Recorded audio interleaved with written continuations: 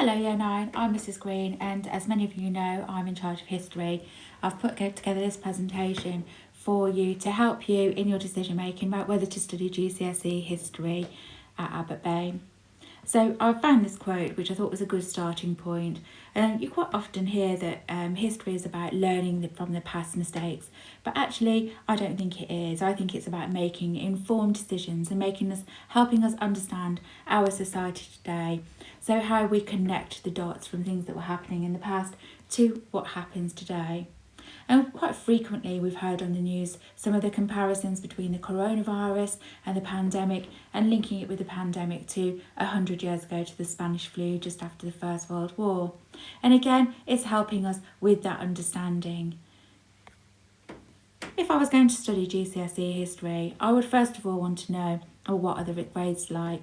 And so here we've got the last 3 years of grades in front of you. As you can see there, that a quarter of students or more pass the exam with a grades 7 to 9, the top grades. And also at grades 4 or above, we also get excellent results. In fact, our results are so good that they are often above significantly the national average, and they are one of the best EBAC subjects for Abbott Bay School. And this is down to having very, very qualified history teachers who are passionate about their subject, who want to help our students and are always striving to find out improved ways that we can teach the skills and the knowledge of the course.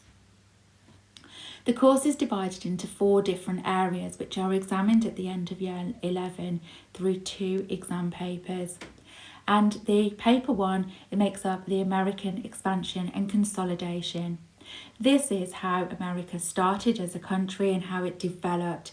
It includes slavery and the causes of the Civil War, and how America had to repair itself after the Civil War.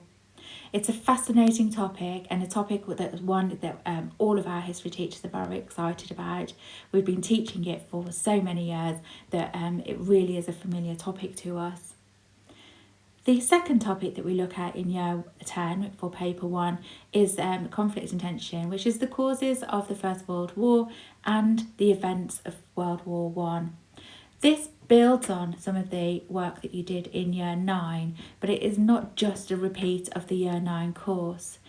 I know many of you have signed up to go to the battlefields in October, and that visit will really help you with your understanding of this course.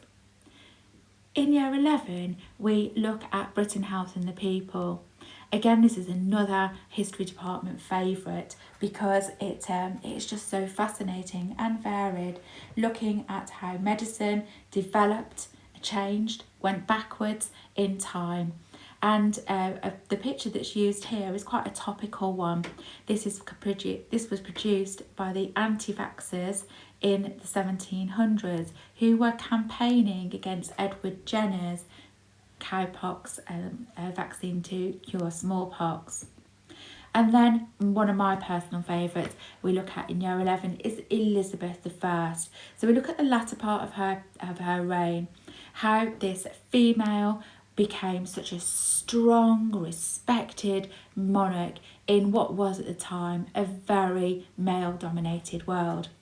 And we look at her policies at home and abroad, and we look at how she developed to be the monarch that she was, and how the opinions of that changed over time too. So I've put a brief breakdown of the papers on here. So both exams are 2 hours long. They both have equal weighting. And then I've given you some more detail about the American expansion and consolidation course, just to give you a little bit more background. And then what we actually look at with the First World War. And real quick overview of medicine and Britain, Health and the People, looking at public health, surgery, medical treatments and how they progressed over the 1,000-year period. And a little bit of a glimpse of Elizabethan life. With Elizabethan life, hopefully we will also be able to go to Sheffield Manor to investigate Elizabethan homes.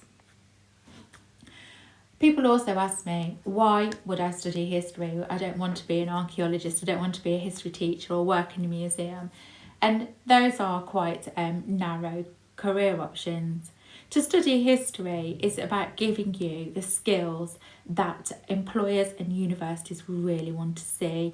They are giving you skills of analysis, they're giving you skills of writing and debate and detective skills, working independently, being resilient at really finding out and getting into the nitty-gritty of detail. And here we can see a whole wealth of career pathways that you could follow. And so, excuse me, and so if you would like to find out more about this course, then please email me, klg@abbottbain.staffs.schuh.uk, and I'll be happy to answer any further questions. Thank you very much.